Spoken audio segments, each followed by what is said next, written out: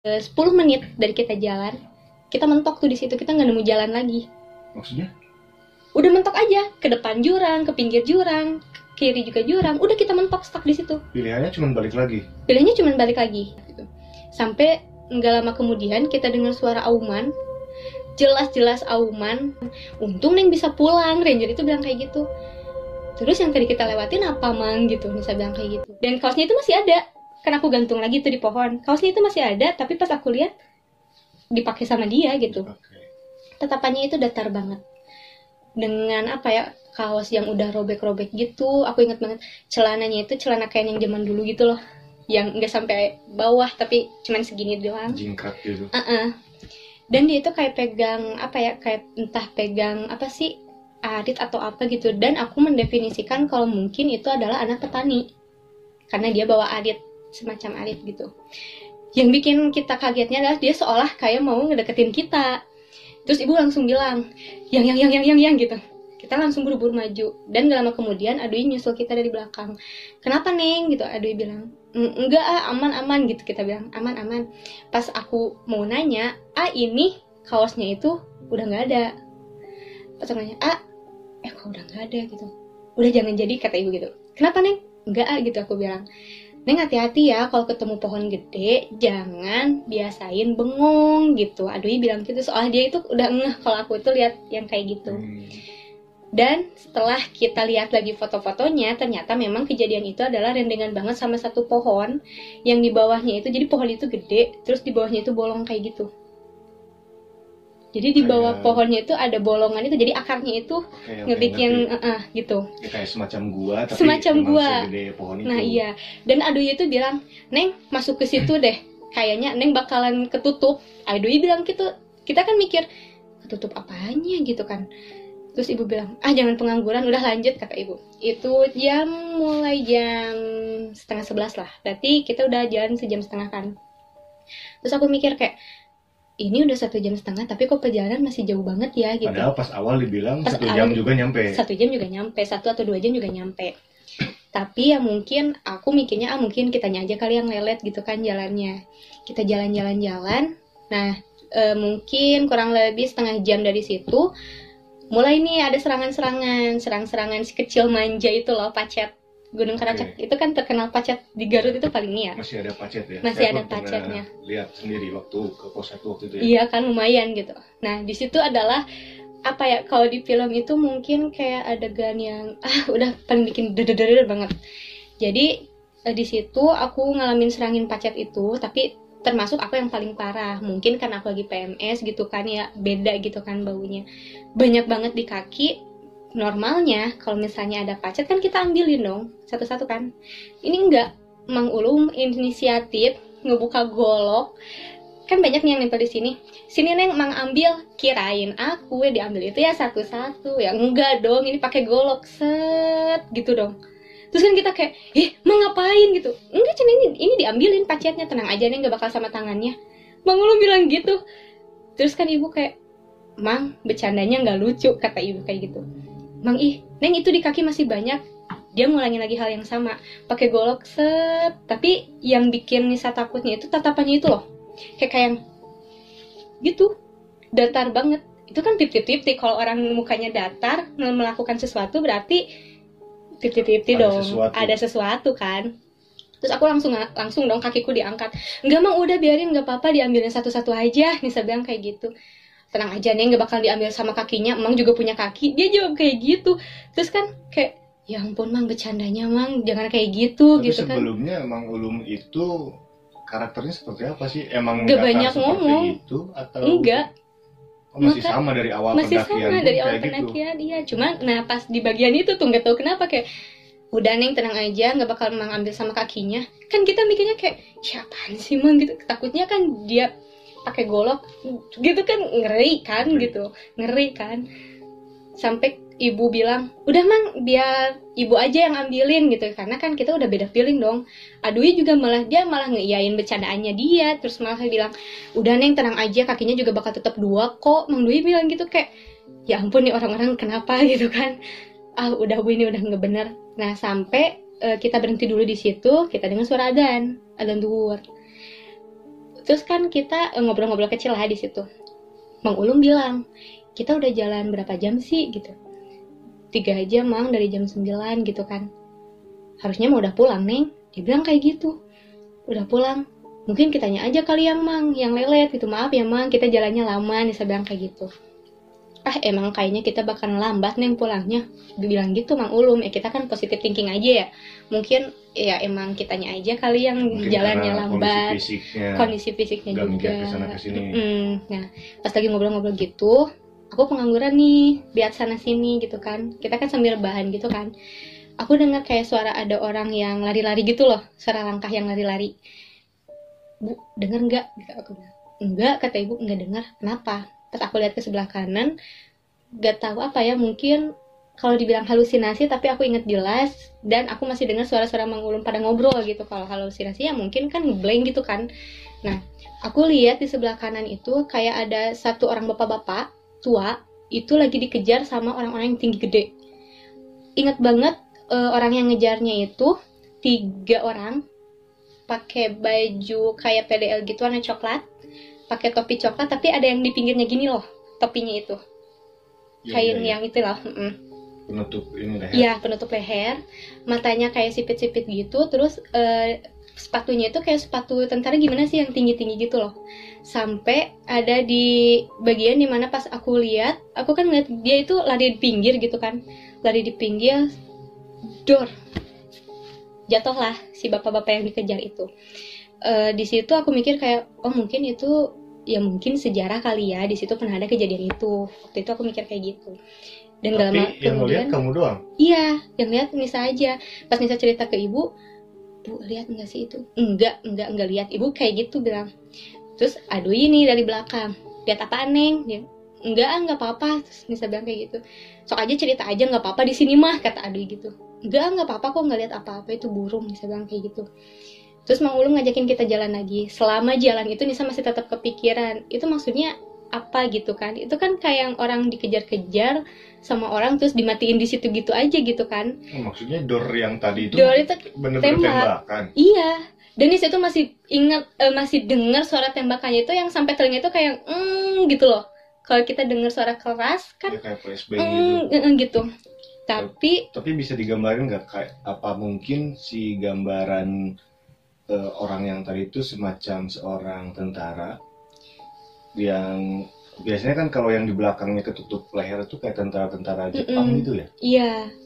Kayak gitu nggak gambarannya? Iya sih, kurang lebih kayak gitu. Karena yang saya ingat itu muka mereka itu datar, terus kan ininya agak lebar gitu kan ya, mukanya agak lebar dan matanya itu sipit. Iya. Dan memang kalau dilihat dari perawakannya pasti itu kayaknya tentara karena udah tinggi gede banget, jauh banget sama orang yang dikejar gitu loh. Nah pas udah gitu Mang Ulum ngajakin kita jalan lagi 10 menit dari kita jalan, kita mentok tuh di situ, kita nggak nemu jalan lagi. Maksudnya? Udah mentok aja, ke depan jurang, ke pinggir jurang, ke kiri juga jurang, udah kita mentok stuck di situ. Pilihannya cuma balik lagi. Dan di depan itu yang aku ingat itu ada pohon yang gede dan udah itu jurang. Otomatis waktu itu pilihannya itu 2, antara kita balik lagi ke awal atau kita turunin pohon itu ke bawah. Karena yang kita lihat itu di depan pohon itu kayak ada jalur lagi gitu, cuman emang ada lengkungannya gitu, ada cekongannya gitu. Nah, Mang Ulum menyarankan, Neng di depan itu kayaknya pos 2 deh, kata Mang Ulum. Udah kita turun aja yuk, kata Mang Ulum. Kan tanpa pikir panjang, karena kita percaya sama ranger ini, ya udahlah kita ikutin ke bawah. Tapi nggak tahu kenapa hati itu pas ikut ke bawah itu, Ibu tunggu di sini dulu aja ya, biar Nisa dulu aja yang turun. Terus kata ibu, ya udah nanti pegangin ibu ya, kata ibu. Turunlah kita. Berarti berdua kan, Mang Ulum sama Nisa, ibu sama Dwi nunggu di belakang. Pas kita turun, itu semua tanaman yang belum pernah Nisa lihat di situ. Dari mulai kantong semat, terus ada bunga yang putih kayak edelweiss tapi pinggirnya hijau. Terus ada kayak buah, nggak tahu buah apa yang warnanya itu merah, kayak stroberi tapi bukan stroberi. Pokoknya tanaman-tanamannya itu aneh deh di situ. Jarang ditemuin deh, bahkan Nisa belum pernah lihat sebelumnya. Selama turun itu, gak ada obrolan sama sekali antara Nisa sama Mang Ulum. Cuman ada di satu sisi dimana yang Nisa ingat pinggir itu batu, jadi kita kan cuma jalan setapak gitu kan di bawah. Mang Ulum tiba-tiba berhenti, terus dia lihat ke Nisa, terus senyumnya itu kayak gini loh, gitu. Nisa kan kaget, loh Mang Ulum ngapain senyum-senyum gitu kan. Dan itu dalam waktu yang lama, lebih deh kayaknya dari 2 menit. Dengan itu posisi itu dia balik badan terus senyumnya kayak gitu, seolah kayak yang gimana sih ya. Kan langsung gila. Padahal dia itu sebelumnya memang datar mukanya. Di situ gila, halus misalnya. Itu kan kode kalau misalnya Nisa sama ibu ngeliat sesuatu kan kita bilangnya gitu, halus gitu kan. Gila, halus. Untungnya waktu itu ibu teriakin nama Nisa, Nis, Yam, ibu bilang kayak gitu. Nah seketika raut muka Mang Ulum itu beda. Astagfirullahaladzim, dia kayak gitu, kayak yang dia sadar kalau tadi itu bukan dia gitu. Astagfirullahaladzim, pegang golok, Neng ke atas lagi. Dia tuh sambil kayak napas yang Neng atas lagi gitu Mang Ulum, sambil ngos-ngosan. Terus kan Nisa mikir kayak ini orang kenapa sih, ya udah emang dulu aja di depan gitu. Nisa mikirnya mending dia di depan daripada Nisa di belakang, takutnya kan golok gitu kan ke Nisa kan takutnya. Enggak Neng aja di depan, enggak Mang aja di depan gitu kata Nisa. Jalanlah dia di depan. Dan selama kita naik lagi ke atas itu kita stuck lagi, kita lupa cara kita turun tadi itu lewat mana. Tapi masih kelihatan jalurnya. Kelihatan, cuman yang beda itu adalah posisi ibu dan Adui. Kalau di awal posisi ibu dan Adui itu adalah kita kan turun begini ya. Nah di sebelah sini posisi ibu dan Adui. Pas kita balik lagi justru posisi ibu jadi makin jauh. Jauh sebelah sana, jauh sebelah kanan. Seolah kayak yang ibu itu maju. Jadi kita itu jalan nurunin turunan itu kayak yang salah arah gitu, bukan ke sini tapi ke sini. Pas balik, loh kok posisi ibu kejadi di sana gitu kan. Mang Ulum bilang, Neng tadi kita turun lewat mana? Oh, dia sendiri bingung. Lah yang ngajakin kita buat turun aja bingung, gimana kita gitu kan yang ngikutin dia. Mang kayaknya kita istighfar dulu aja deh Mang gitu Nisa bilang. Diamlah kita di situ sampai ibu teriakin, yang di mana gitu kan. Karena emang pas kita duduk kan kehalangan banget gitu. Sampai nggak lama kemudian kita dengar suara auman, jelas-jelas auman. Dan itu pertama kali Nisa dengar auman di hutan itu kayak gitu ternyata gitu. Auman suara singa aja gimana. Dalam waktu yang singkat tapi bikin trauma kita itu kayak yang lama gitu loh. Keinget terus sampai sekarang Nisa masih ingat aumannya. Dan itu nggak cuma Nisa yang dengar, semuanya dengar. Sampai Ayudi bela-belain dia itu lompat dari atas ke bawah karena takut di bawah kita itu ada hewan yang fisiknya gitu ya. Ada hewan itu takutnya karena kan di sana masih ada. Aduh ya lompat, Pak nggak apa-apa gitu kan. Enggak, ke atas. Aduh di situ dia bilang, Bapak ngapain lewat sini gitu kan. Harusnya turunnya itu tadi ngambilnya ke kiri, kenapa Bapak ke kanan. Terus Nisa emosi dong, lah terus ngapain ngebiarin kita ngambilnya kiri gitu kan. Kita juga bingung tadi gitu kayak kata Adui. Ya udahlah kita naik dulu aja ke atas, entah itu kanan atau kiri, pokoknya kita ke atas dulu aja deh gitu. Ibu di atas udah ngeliatin aja, takut ya mungkin ya, takut kenapa-napa. Pas nyampe di atas ibu bilang, udah deh kita pulang aja deh kata ibu gitu. Udah gak bener ini gitu. Tapi lagi-lagi Mang Ulum itu meyakinkan kalau di depan itu pos 2 bu gitu. Kita bentar lagi nyampe, udah lihat jam, udah jam 1 gitu kan. Kita kapan turunnya gitu. Di situ benar-benar ngerasa kayak, oh mungkin ini kali ya rasanya yang tersesat, gak tahu jalan, stuck di situ. Nah disitulah mulai keinget omongan Ranger yang tadi. Kalau ke atas jangan lama-lama ya Neng, pulang ya gitu. Di situ kita baru ngeh, mungkin itu tuh udah pertanda, tapi kita aja yang nggak ngeh gitu. Sampai kita diem dulu di situ, air udah habis di situ. Tapi ya memang alhamdulillahnya Mang Ulum meyakinkan kita kalau di depan itu pos 2, kita berusaha percaya lagi sama dia.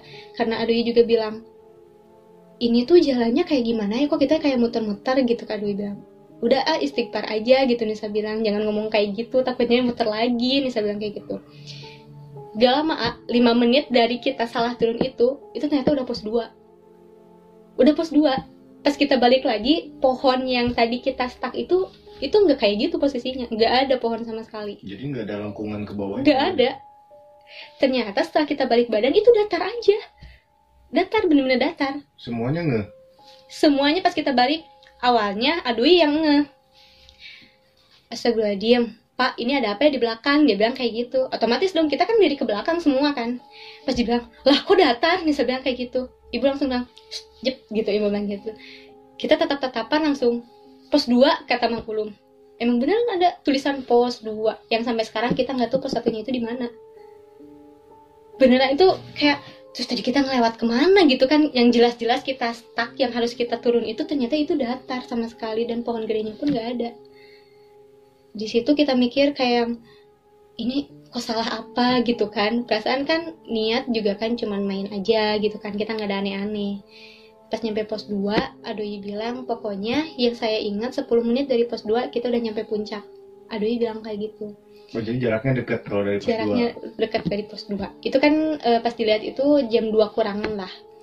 Dan itu nggak 10 menit dari pos 2. Kita jalan lagi nyampe di puncak pas kita dengar adzan suara asar. Adzan asar. Adzan asar. Jam 3 Udah nyampe berarti. di puncak. Yang harusnya 10 menit, sejam kita jalan. Dari pos 2? Dari pos 2. Selama 1 jam perjalanan dari pos 2 menuju puncak itu, kira-kira ada hal aneh lagi nggak? Nggak ada, justru kita itu ngerasa kayak yang bentar jalan itu. Malahan ibu bilang, beneran 10 menit nyampe puncak. Penasaran dong Nisa pas dia jam, loh kok udah jam 3 bu? Dan yang bikin kita merinding itu kita dengar suara adzan asar. Maksudnya Fix, merinding itu jam gimana? 3. Itu jam 3 yang tadi kita lihat jam 2 kurang. Kita perkirakan 10 menit dari situ jam 2 pas kita nyampe di puncak. Tapi pas nyampe puncak ternyata adzan asar jam 3. Karena memang di sana lokasinya sebenarnya masih dekat dengan Masih warga, dekat dengan warga. Karena di bawah iya, kaki gunungnya itu masih banyak pemukiman. Desa Margawati atau apa ya? Iya, Margawati. Masih Margawati ya. Mm-mm. Jadi memang bakalan kedengar suara Pasti bakal azan kedengar sampai ke meskipun puncaknya. dikit lah, meskipun kedengeran dikit.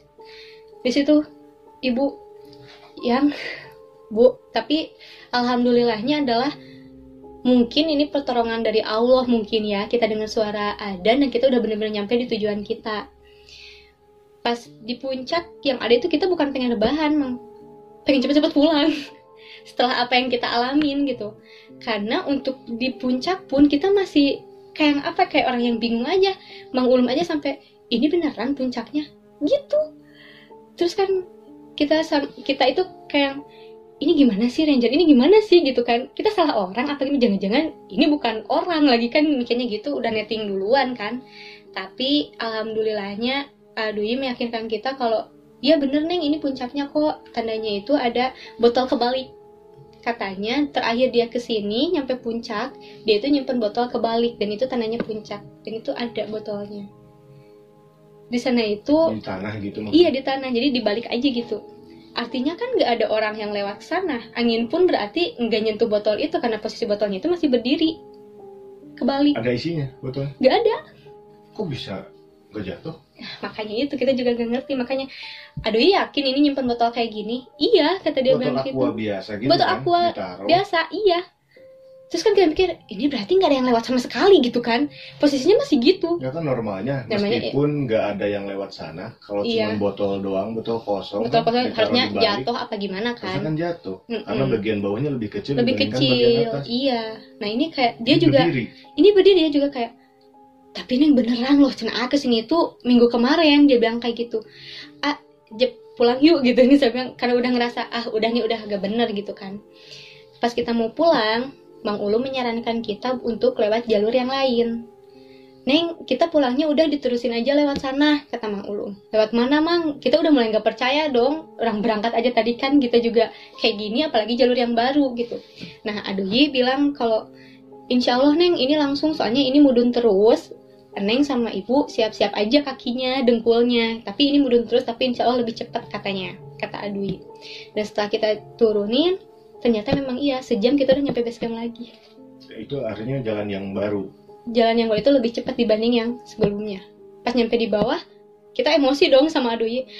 Terus ngapain bawa kita ke jalur yang sana gitu kan, kalau udah tahu ini lebih dekat gitu. Jawabannya sangat mencengangkan. Gak tahu Neng, pengen aja lewat situ. Dia bilang kayak gitu.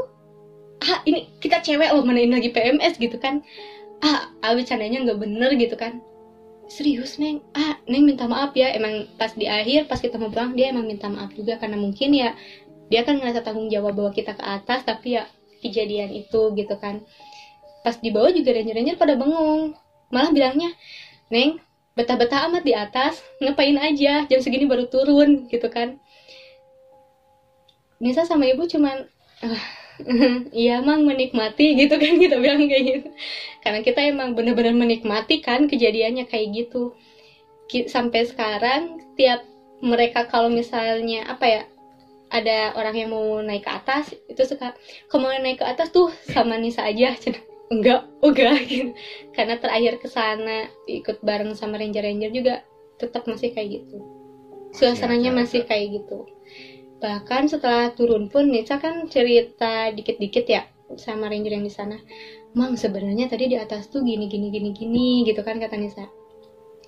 Lah emang Neng lewat mana gitu, di sana nggak ada gubuk Neng gitu, nggak pernah ada petani yang nyampe ke sana gitu, kata ranger itu. Asli mang, asli, masih emangnya itu bilang kayak gitu. Neng kayaknya salah jalur deh, dia bilang kayak gitu. Salah jalur gimana, orang yang bawanya juga orang sini kan gitu. Nisa bilang enggak, harusnya itu nggak ngambil kiri, harusnya ngambil kanan, dan nggak akan nyampe ketemu sama pohon yang ada guanya itu udah beda jalur Neng, katanya udah beda kawasan. Untung Neng bisa pulang, ranger itu bilang kayak gitu. Terus yang tadi kita lewatin apa mang gitu, Nisa bilang kayak gitu. Dan dia ngejelasin kalau emang itu sebenarnya masih kawasan Karacak, cuman memang puncaknya itu beda. Jadi di Karacak tuh kayak apa sih, kayak Gunung Salak ya, yang ada puncak 1, 2 gitu kan. Nah yang seharusnya Nisa tuju itu adalah puncak yang 1, tapi yang Nisa tadi lewatin itu adalah puncak 2, dan itu nggak pernah ada orang yang ke sana. Bahkan untuk yang nyadap pun itu pasti bawa anjing lah, pasti ramean gitu, nggak mungkin cuman berempat atau berlima gitu, nggak mungkin. Dari situ mikir alhamdulillah gitu kan, kita masih bisa pulang gitu. Karena si emang itu juga asli Neng lihat itu, asli mang gitu, kita lewat sana gitu. Untuk ditanyain segala macam yang kita alamin, Nisa langsung tanyain hari itu juga ke si Mang, karena kan penasaran kan. Oke.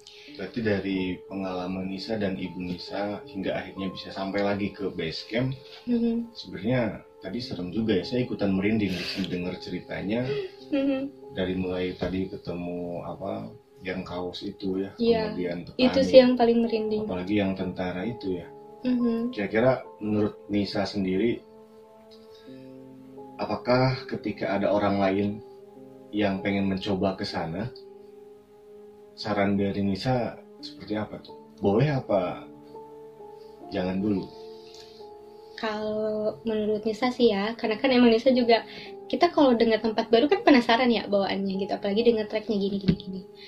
Kalau untuk mau ke sana, saran Nisa sih kayaknya mendingan kita cari dulu orang yang emang bisa benar-benar nganter kita ke sana. Karena emang pengalaman ini kita aja yang diantar ke sana sama warlock gitu. Apalagi yang kalau misalnya nekat langsung naik aja, nggak rekomen banget. Karena emang Karacak itu kan gunung di Garut yang emang sebenarnya bisa untuk pendakian, tapi kayaknya untuk masalah mistis dan sebagainya itu masih banyak banget. Untuk yang mau nyoba ya emang harus benar-benar sih, mulai dari kita cari orang yang mau nganter ke sananya gitu, mulai dari kita siap-siap dari kayak mulai omongan, bahasa gitu kan. Apalagi yang perempuan gitu kan, Nisa aja yang lagi PMS gitu. Karena yang Nisa dengar dari sana, untuk bisa sampai ke sana itu katanya ada beberapa hal yang jangan sampai kita ucapin, jangan sampai kita obrolin di situ. Dan ketika Nisa ngalamin itu, kita ngelanggar itu semua karena emang kita nggak tahu kan. Nah, jadi kalau misalnya yang pengen ke sana ya lebih baiknya cari tahu dulu lah informasi kalau misalnya ke sana biar aman kayak gimana. Oke. Thank you banget Teh Nisa buat cerita pengalaman mistis di salah satu gunung yang mungkin orang lain belum pernah menceritakan ini, karena Nisa sendiri yang pernah ngalamin di sana. Atau mungkin ada orang lain yang ke sana tetapi kita nggak tahu ya siapa-siapa. Pengalaman orang beda-beda pasti. Pengalaman orang pasti beda-beda. Thank you banget Teh Nisa waktunya, dan kayaknya Teh Nisa ini masih punya cerita-cerita mistis yang lain. Sepertinya buat teman-teman semua, kalau pengen diceritain lagi, komen aja di bawah. Oke, jadi itu dia cerita pengalaman mistis dari saudari Nisa yang menceritakan pengalamannya selama melakukan pendakian ke salah satu gunung yang ada di Garut, yang mana gunung ini adalah gunung yang jarang sekali orang mendakinya, yaitu Gunung Karacak. Dengan cerita beliau yang membuat saya pun begitu merinding dengan imajinasi saya menggambarkan apa yang beliau lihat. Wah, benar-benar bikin saya merinding. Entah apa yang teman-teman rasakan dari cerita yang disampaikan oleh Nisa tadi. Sepertinya kedepannya saya akan mencoba mengorek-ngorek lagi cerita pengalaman mistis dari Nisa. Karena nampaknya beliau ini banyak sekali cerita-cerita mistis. Tetapi semua itu tergantung kalian. Kalau kalian masih ingin melihat Nisa berada di CPNS ini, menceritakan cerita-ceritanya, komen di kolom komentar. Kalau banyak yang komen, nanti saya undang lagi. Terima kasih untuk CPNS kali ini. Sampai jumpa di cerita pengalaman mistis HTB Adventure selanjutnya. Assalamualaikum warahmatullahi wabarakatuh.